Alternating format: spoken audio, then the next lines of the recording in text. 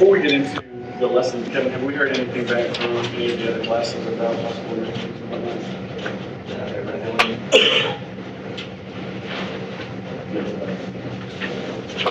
Nobody on the front row needed.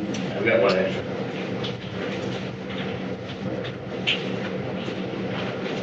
That's a couple points.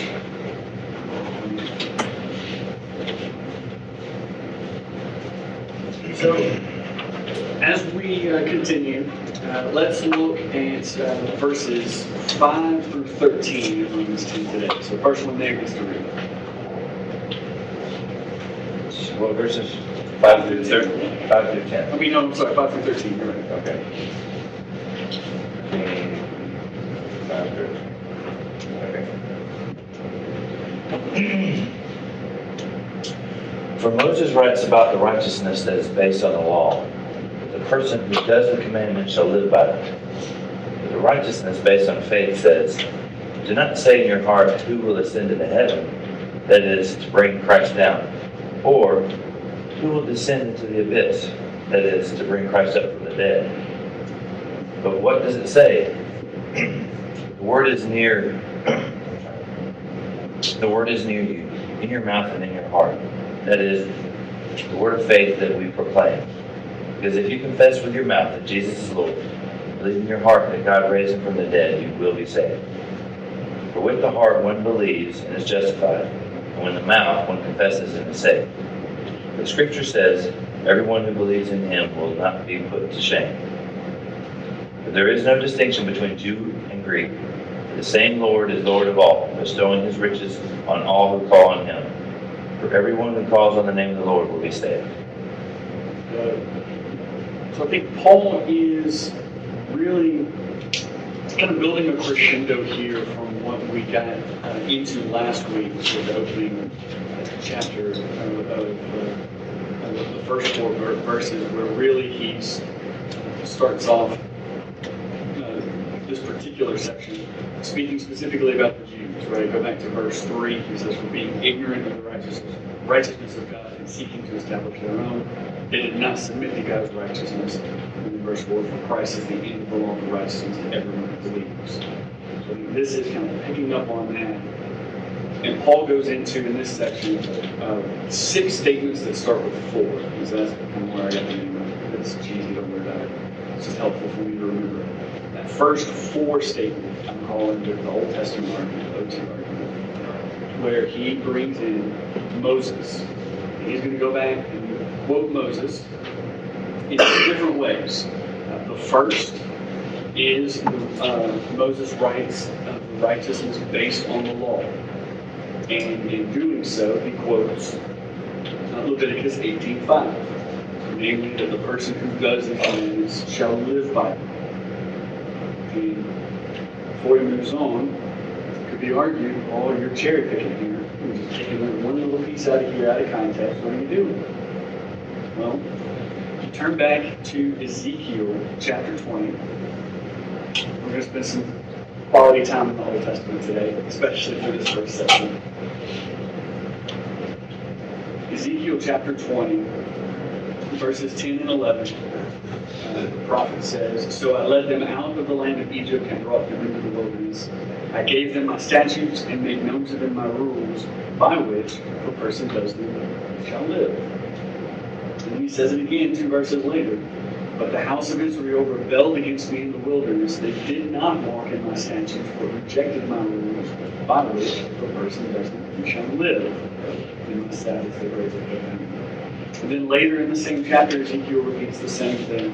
But the children rebelled against me. They did not walk in my statutes and were not careful to obey my rules, by which, if a person does them, he shall live. Profane my Sabbath. So it's not just Moses saying and Ezekiel saying it. So you see it in the law and the prophets. This is also a thread that Paul picks up in another letter, and actually one of the earliest letters that he wrote. We read it before in Galatians. Turn over to Galatians chapter 3. Or scroll down if you're in the text.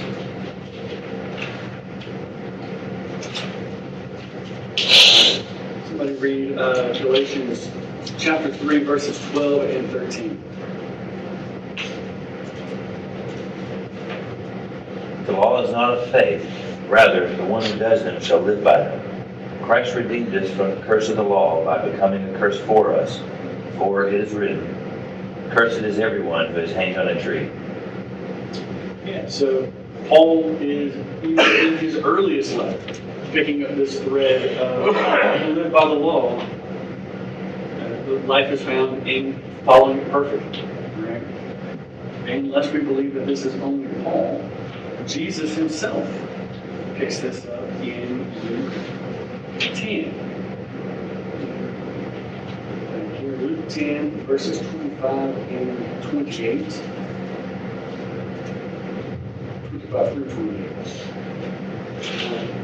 In the section where we read about the parable of the Good Samaritan. And behold, a lawyer stood up to put him to the test and bring Jesus. "Teacher, what shall I do to inherit eternal life?" He said to them, "What is written in the law? How do you read it?" And he answered, "You shall love the Lord your God with all your heart, with all your soul, with all your strength, with all your mind, and your neighbor as yourself." And we know from elsewhere in Jesus' teaching, that's the summary of the law. And what's Jesus' response? He said to him, "You have answered correctly. Do this, and you will live." So Paul is building off of the entire teaching of the Jewish tradition. You have the law. You're going to live by the law. You've got to obey it. But if you do, you will live. Perfect obedience leads to life. But that brings the question, can we really live by the law? Perfectly no. Yeah, I think that case has been well established throughout the letter to the Romans already, right? And just going back to chapter 3, actually the first 3 verses really put an end to that. Then on the other hand, the second part, Moses also writes of the righteousness based on faith. And for this, we go back to Deuteronomy chapter 30. And swing back there for a few minutes. Let's get a volunteer to read Deuteronomy 30, 11 through 14.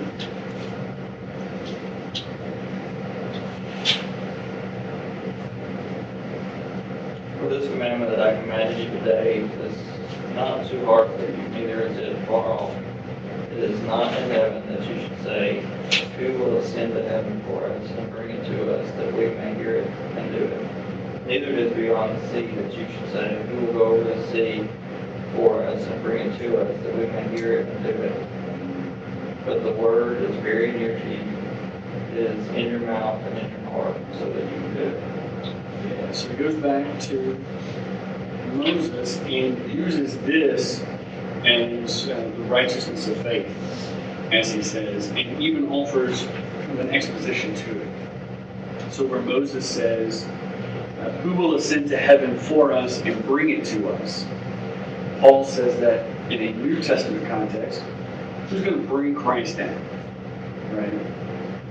And for Moses to say, "Neither is it beyond the sea that you should say, who will go over the sea and bring it to us?" Paul takes it almost to the next level. Who will go under? Who will descend to the bottom of the abyss, namely to bring Christ up from the dead? Who has the ability to do that?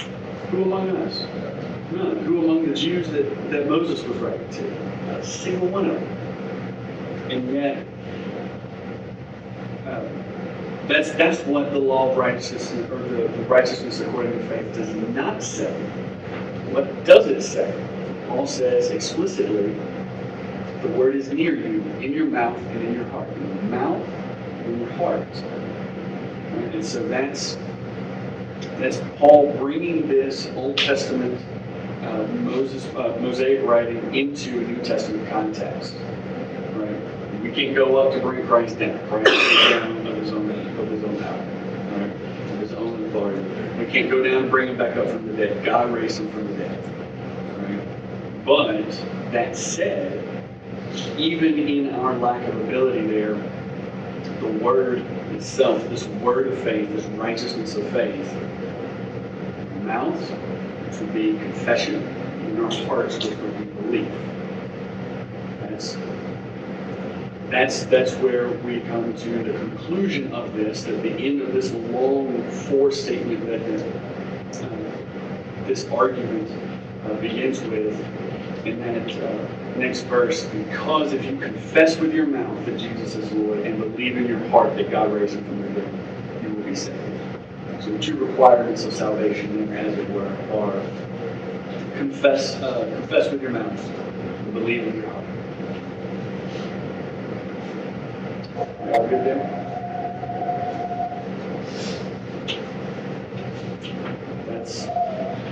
That's what I think Paul is doing here. He's kind of putting this into the New Testament context.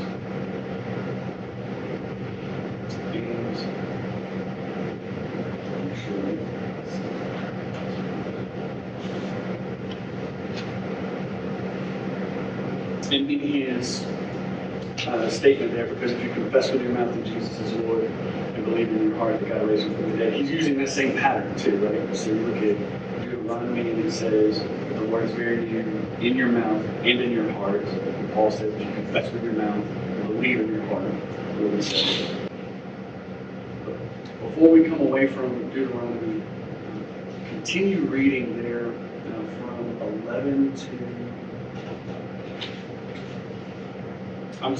15 to 20. Volunteers read 15 to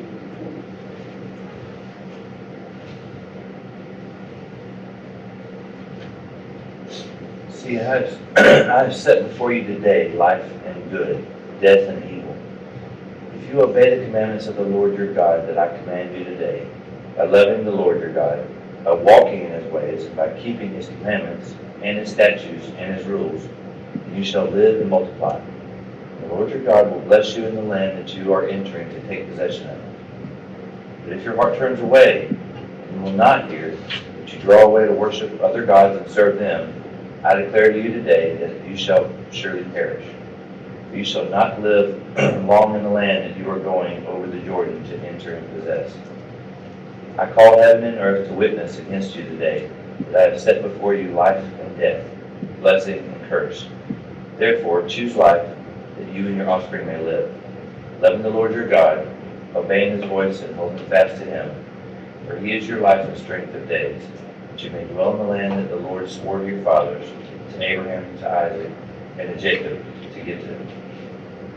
Thank you, Doug. So, question arose in my mind as I'm reading through this. With Paul looking at this righteousness of the law, and this righteousness of faith, and clearly, I think it's understood he's wanting us to lean towards this righteousness of faith because the righteousness of the law is going to fail.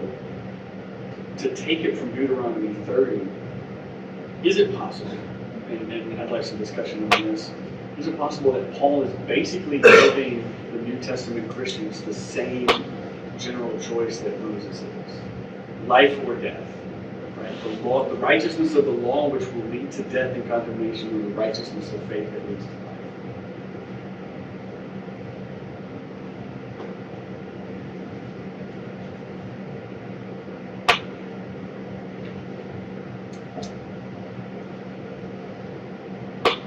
Yes, in a New Testament context, because the first generation church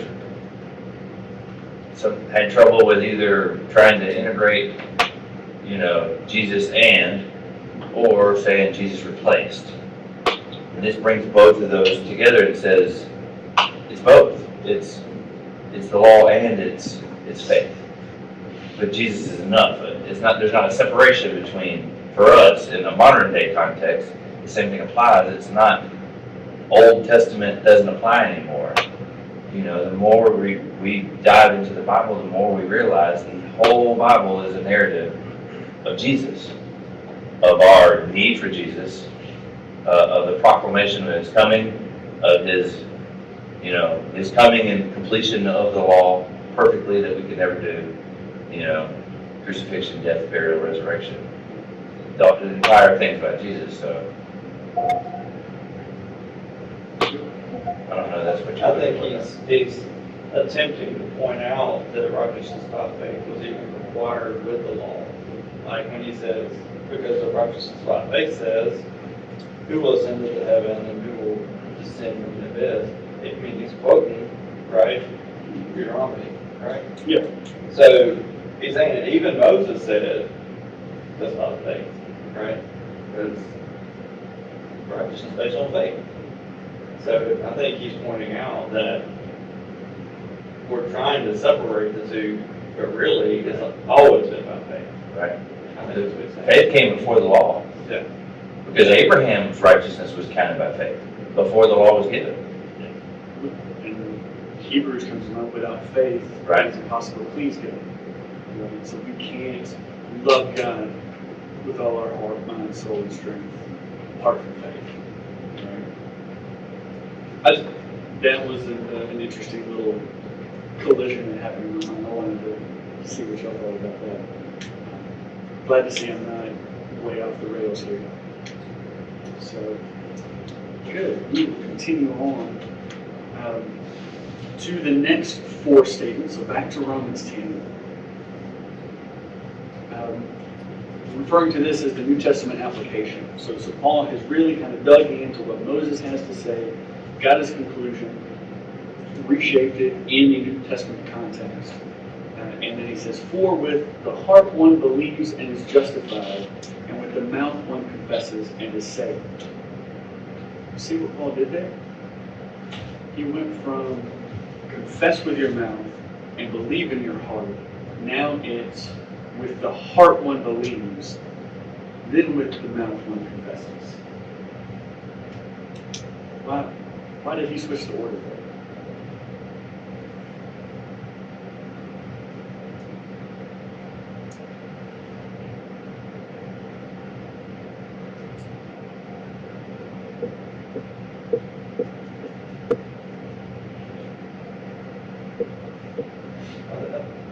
Yeah, there's probably multiple reasons. I think partly it's like a figure of speech. You state it two ways so that they'll comprehend it better. You should continue that thought. But if you confess with your mouth Jesus is Lord and believe in your heart you're dead, you'll be saved. For with the heart man believes, so he's repeating what he just said, like former, latter. Is it necessarily sequential? No. Is that something where it can kind of be flip-flops? Can you confess without believing? I see, yeah. Just believe without confessing, I don't know.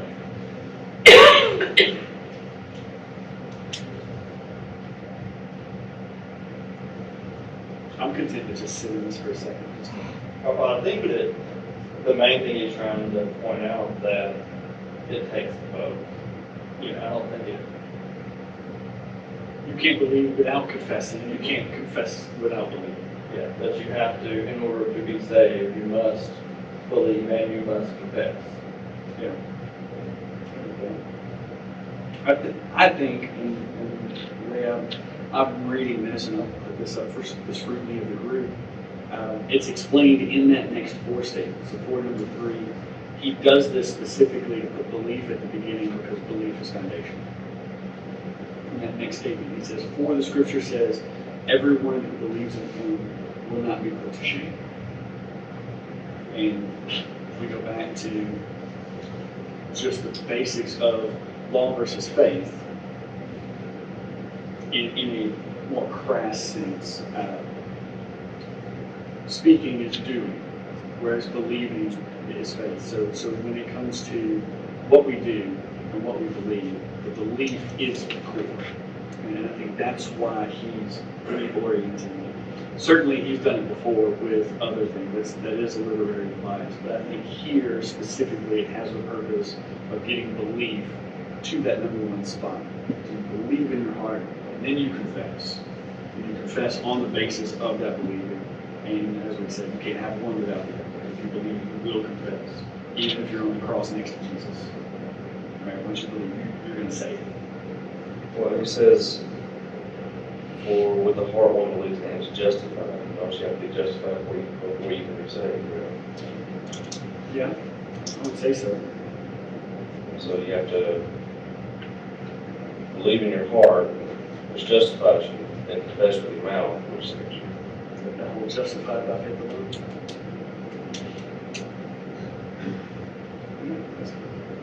That's good. Yeah, the more I think about it, the more I think about growing as a teenager in church and seeing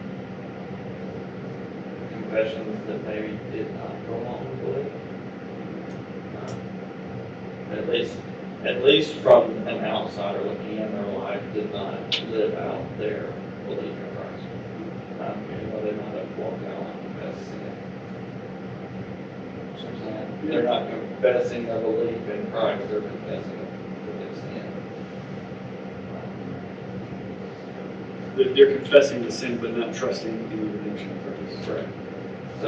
So yeah, I think what you're saying, that the belief is, they're both important, they're both required, but the belief is kind of That's the foundation.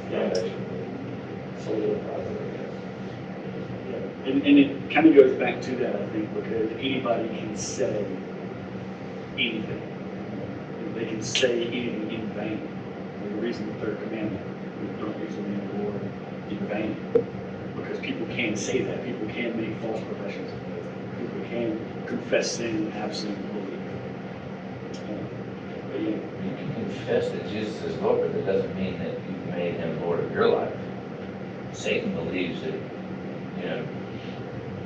believes in who he is. But Even the demons believe. yeah. Yeah. So there's an application that has to be made. Yeah, it's like the But belief is the foundation. You have to believe in order to trust, in order to apply that to your life. But you just have to apply it. Yeah, it's like the analogy of the faith of the chair, right? One level is, a chair can hold somebody. The second level is, this chair can hold me. Third level is, I sit in the chair. And this confession, this belief, let's go and sit in the chair.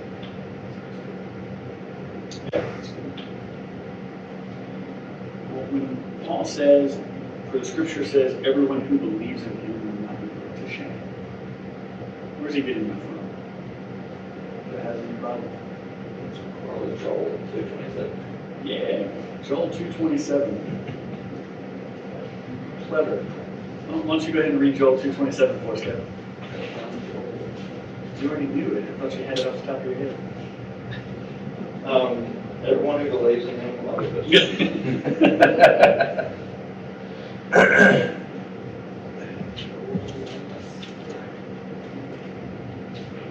Yeah, what's the order of the Old Testament prophets? I gotta go to my biological daughter for that. You shall know that I am in the midst of Israel, and that I am the Lord your God, and there is none else, and my people shall never again be put up to shame. If you've got a regular Bible, put your finger there, put a marker there, because this isn't the last time we go to Joel. This is fantastic. And neither Joel is here. I know, right? They're here in spirit. But yeah, so Paul builds his case originally by going back to the original prophet in the law giver, Moses. And then buttresses it with this prophet Joel, with what he says about those who not obey God, but who believe his people will not be put to shame. So we still have that thread of faith going back from Moses, now all the way up to Joel. And then Paul builds on it a little bit more in the fourth and fifth, four statements. So go with it. He says, for there is no distinction between Jew and Greek. Stop there for a second. What an audacious thing for him to say. I mean, the very beginning or the very end of chapter 2 and chapter 3, he asked the question, Is there no advantage to being a Jew? No, much in every way. They have all these benefits, and yet he's going to come here in the middle of this argument right after focusing on the people of Israel for the last solid chapter, almost chapter and a half, and then say, you know what, really there's no distinction between them. Is there, I mean, this is, I guess, more of a short question, but is there a reason why he uses Greek there in this particular? I think it's a translation. It's Jew, Gentile, Jew, Greek. Like Greek, like, I know Greco or something, so I guess all the problems with Greek. Jew and non-Jew. I think the King James and New King James probably say Gentile. ESV and you probably say Greek. I think that's what it is. It's Paul's language of Jew and non-Jew. I mean, And it was probably one of the most prevalent Gentile languages. All the translations were, original transcripts were written in Greek. Greek, yeah. And Yeah, Greek was the dominant language too, so it could have been Greek-speaking people, whereas Right. everybody who's not a Hebrew. that's everybody else, yeah. Yeah. So you have that. Let's talk. How in the world can you make such a statement after all of this emphasis? He didn't say of the Greeks, I have great sorrow and unceasing anguish in my heart. I wish that I myself were accursed and cut off from Christ for the sake of them. He said that about the Jews. And so what is it that he's pointing to here that combines Jew and Greek to the point where there's no distinction? Anyone can be faith. Yeah, that next statement, for the same Lord is Lord of all, bestowing his riches on all who call him. So he is, at that point, even with that special love that Paul has for the Jewish people, his kinsmen of the flesh, he recognizes salvation is not just for them, it's for all. And he follows that up with, for everyone who calls on the name of the Lord will be saved. So, in other words, the ground at the foot of the cross is level for all of us. And going back to 3, all have sinned and fallen short of the glory of God. I found a really interesting, really neat quote from Piper, John Piper, when he was preaching through Romans for 8 years. In his introductory sermon, he was talking about the impact of this book on his life. He actually kind of went through several references from Romans in a sequence. I thought it was really neat. I'd like to share it. It says, all have sinned and fallen short of the glory of God, chapter 3, verse 23. And the wages of sin is death, chapter 6, verse 23. And God demonstrates his own love toward us in that while we were yet sinners, Christ died for us, chapter 5, verse 8. And if you confess with your mouth that Jesus is Lord and believe in your heart that God raised him from the dead, you will be saved. That's verse 9 of this one. And that's true for everyone. Everyone who calls on the name of the Lord will be saved. And I think that brings us to the focus of this whole argument is evangelism. Does it matter if they're Jew or Gentile? This is about getting the message of the risen Savior out there, because those who call on him will be saved. Those who confess with their mouth and believe in their heart, in whatever order we want to say it's in. Right? If we want to go with Moses, we want to go with Paul. As long as we got both, we're in good shape. Right? Here's the fantastic thing. Where is he getting this quote in this last verse? Everyone who calls on the Lord will be saved. Joel Also Joel 2:32. 32. And I'll go ahead and go back there. And it shall come to pass, everyone who calls on the name of the Lord shall be saved. For in Mount Zion and in Jerusalem there shall be those who escape, as the Lord has said, and among the survivors will be those whom the Lord calls. Now let's look at everything in between verse 27 and verse 32. If you're there, read along with me. Starting in verse 28, and it shall come to pass afterward that I will pour out my spirit on all flesh. Your sons and your daughters shall prophesy, your old men shall dream dreams, and your young men shall see visions, even on the male and female servants. And in those days I will pour out my spirit, and I will show wonders in the heavens and on the earth, blood and fire and columns of smoke. The sun shall be turned to darkness, and the moon to blood, before the great and awesome day of the Lord comes. And it shall come to pass that everyone who calls on the name of the Lord shall be saved. Where have we seen that?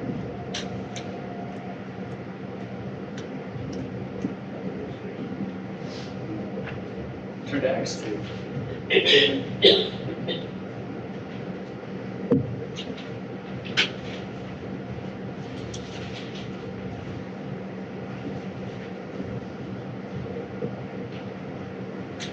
I'm going to read from verse 14 through 21 in Acts 2.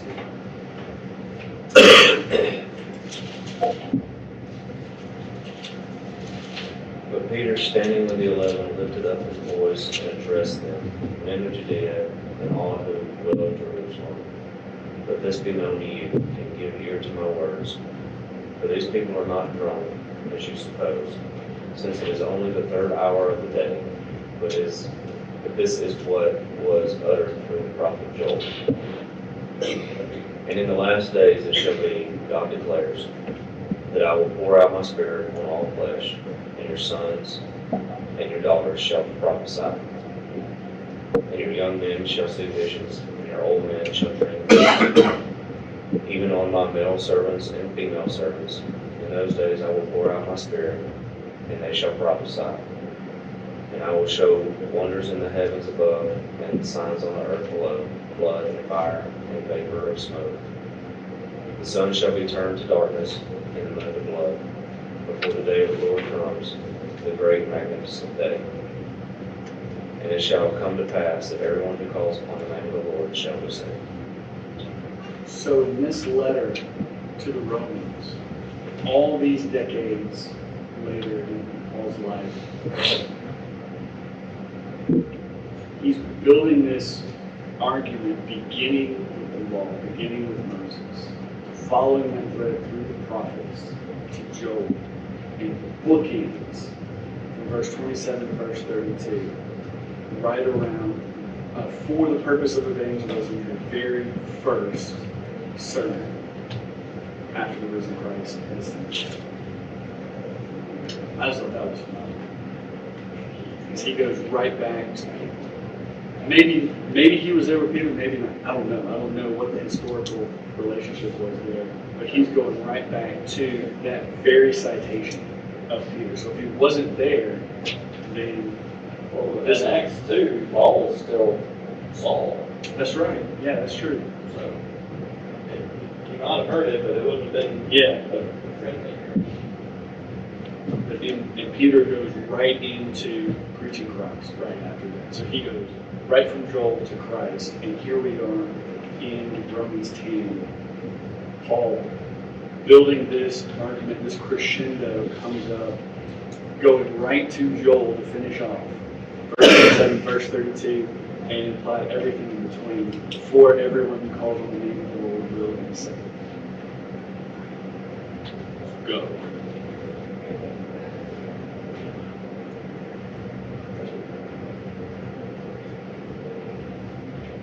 What's your line?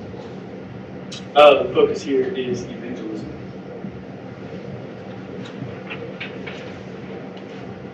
I think I said all the points. Everybody get all the points?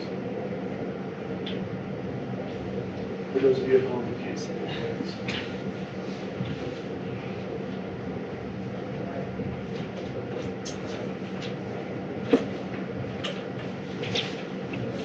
All right, thoughts?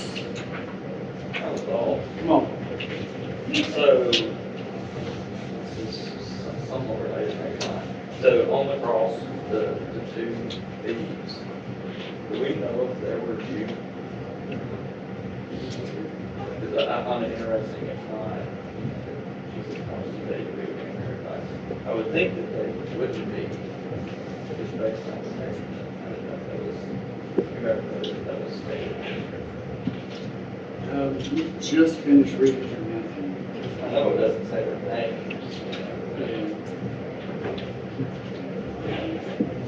Also find it interesting that Peter at this point, he hadn't come along with the Gentiles being granted the saving grace of Christ when he made that sermon. So Paul used to point out with this. Matthew wrote specifically to a Jewish audience, so I think if either one of them were Jews, that would have been something he highlighted. But he didn't. Throw back over it. He mentioned the sign over Jesus, said, "This is Jesus, King of the Jews." The two robbers were crucified with him, one on the right, one on the left. Nothing was stated one way or another. Maybe it's intentionally omitted because it doesn't really matter. It is intentionally good because he wasn't a Jew. Yeah, his audience was Jewish. Right. Yeah. What other comments?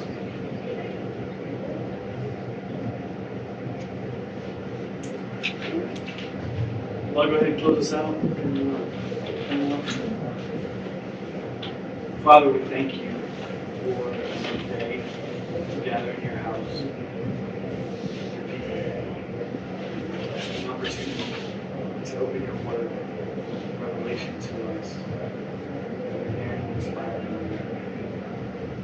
Help us to know you better because of the love and to draw nearer to you, to grow closer with each other, with the body of Christ.